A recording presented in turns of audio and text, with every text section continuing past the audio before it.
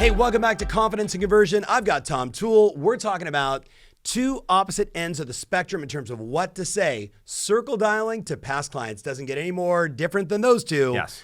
Tom, someone right now is saying to themselves, I understand the value of circle dialing. Like, I hated it, but it's where we're finding sellers for a percentage of the market. There's got to be more than one way to do it. Sure. So talk to us. What should we be saying? To give some context, I got into real estate before Zillow existed. Right. And most of my business came from working my sphere and circle dialing around neighborhoods where we sold properties. So this is a really good topic.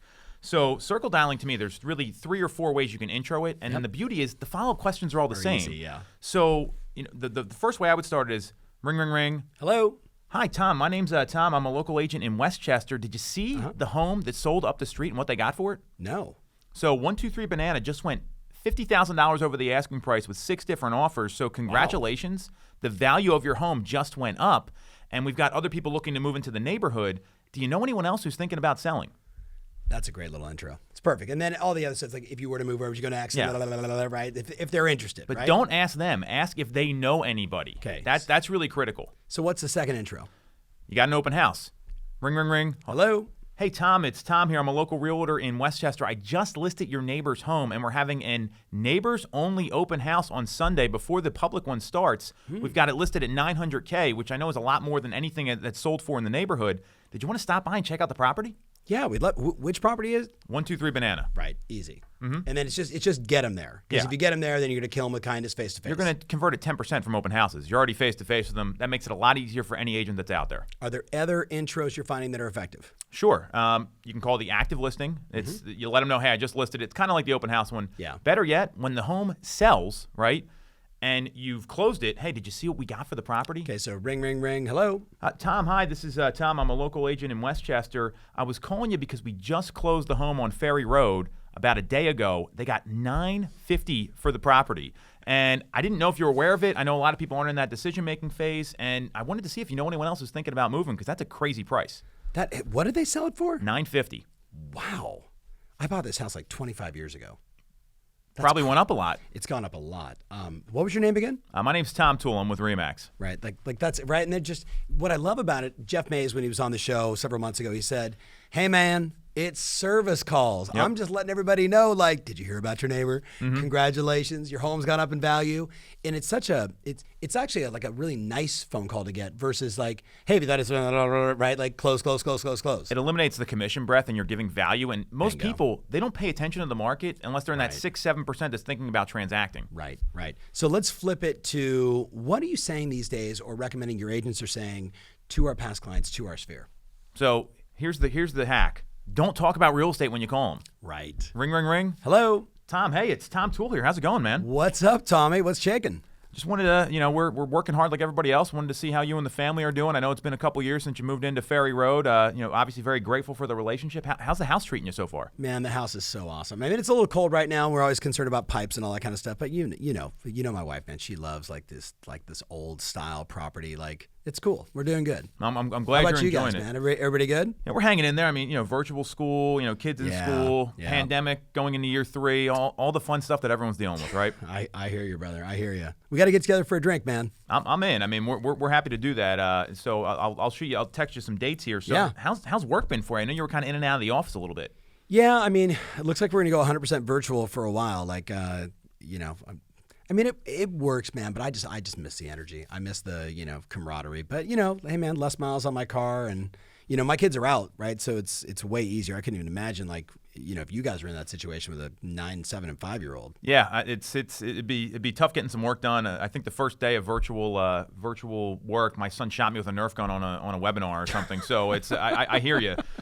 So work's good. I mean, it sounds like that's going well. Yeah. You guys got any like vacations planned? Are you doing anything fun when it warms up here? Man, we're trying to get to Southern Philly, aka Florida. Just I don't know, man. Have you guys been to that Breakers Hotel yet? Yeah, Breakers is pretty sweet. Pretty sweet. It's my wife loves that place. So yeah, I mean, we're just trying to figure it out. Like, we talked about doing a ski trip, but it's too cold, man. I don't want to go from cold to cold. I want to go cold to warm. So I get it. I'm with you there. Yeah. Cool. Well, hopefully soon. So next week or two are a little busy for me. Why don't we look for like the end of the month? I'll shoot you a text with a couple dates. We can meet up with you and Kathy. Yeah. Grab a pop or so. And if you need anything in the meantime, we're here. And it was just good connecting with you, Tom. Yeah, man. And that's it. Because guess what? They know you're a realtor, right? Right. If they want to talk about real estate, they're going to ask you. Right. And I was just letting you just go because I know, like, and eventually we're like, hey man, like, what's going on in the market? I hear there's no interest. You know, like, let's play a game. Ready? So sure. Tom, hey man, I totally appreciate you calling, and it's good to hear your voice, and please give my best to Bridget and the kids. Can I pick your brain for a second? Yeah, sure. I am reading every day, man, Bloomberg, Wall Street Journal, inflation. And then I look around the local marketplace. I was on Zillow the other day. There was no homes for sale. There's no homes for sale. We got inflation. Everybody says it's either, investing in like those inflation, whatever funds, right? Buying more real estate. Like, what are you guys seeing? How are you guys even surviving if there's no homes for sale? So you're seeing it from someone that's not in the market, which is a very different perspective than a buyer who's looking for a home or a seller who's ready to transact. And what we know is that there's more homes that sold in 2021 than 2020. So even though inventory is not sitting on the market long, we're down to less than a month's supply in the suburbs, about 2.5 months in Philly.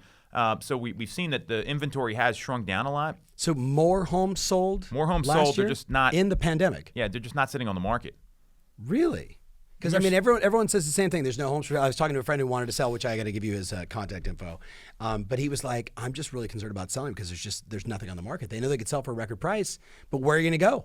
Well, that's the thing, is that a lot of people, they don't have a game plan of how they're going to navigate this market and be like. Unfortunately for buyers right now, like, you got to go. Like, the home gets listed, you better leave work, drop your kids off, whatever you're going to do, and go look at that house right away. And you've got to have someone that can handle that sort of hustle that needs to happen at a very high level. Days on market dropped to 23 this past year. I mean, that's the lowest we've seen ever, where it was trending around 45 in 2020 and around 60 in 2019. So we're seeing homes are selling quicker, and the average list to sales price ratio is 101 to 102%. So homes are selling literally 2% above ask on average. Right. In Philadelphia, it's a little different. I know we're looking at a suburban move if that's what your buddy's talking about here. So it's really going to depend on what's happening locally, and there's even a difference between like townships and school districts and everything else. So you just got to know what's going on. From the outside, there's not a lot that's sitting out there for people like you that are Zillowing, like on Saturday Night Live and checking that stuff out. Right.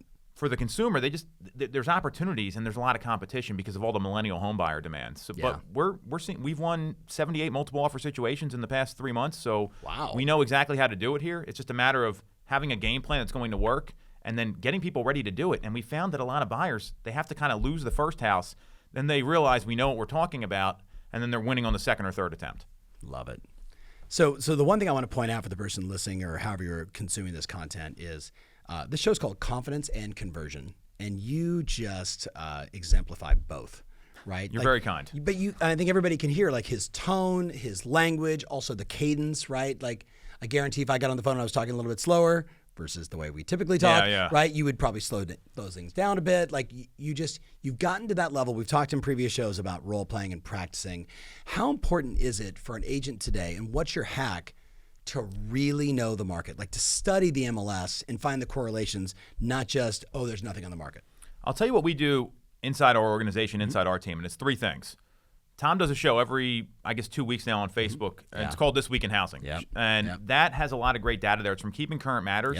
You don't need all the data. You need 3 or 4 data points that you can regurgitate and repeat. And just memorize that stuff. It's easy. You can talk about millennial home buyer demand, how many millennials are coming to the market, what's going on with rates, and then the predictions for housing prices. Those are typically what people are asking about right now. So that would be one. Secondly, you've got to know what's happening locally.